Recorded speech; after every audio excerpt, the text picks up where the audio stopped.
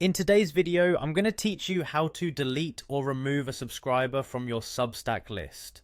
Whether you're tidying up your subscriber list or need to remove someone for any reason, the process is straightforward and can be completed in just a few steps.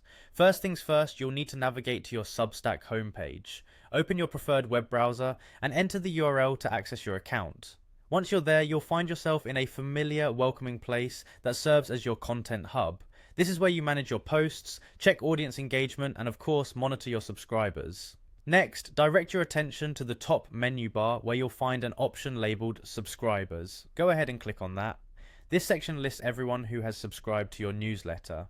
It's your go-to area for managing your audience, whether you're verifying new subscribers or, as we'll do today, removing someone from the list. Now, once you're on the subscribers page, you will see a list of email addresses of people who follow your newsletter.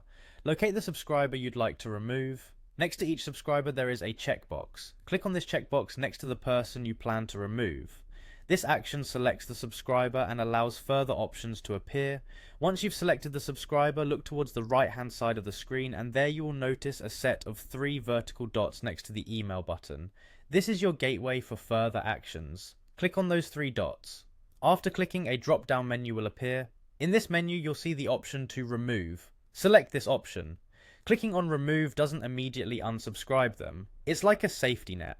It ensures that you don't accidentally remove someone by mistake, so there's still one more confirmation step. Finally, a confirmation dialog will pop up asking if you're sure you want to remove this subscriber's email. This step is crucial as it gives you a final moment to reconsider the removal. If you're sure, click on remove email, and just like that, the subscriber has been successfully removed from your list. Remember, once a subscriber has been removed, they will no longer receive your newsletters.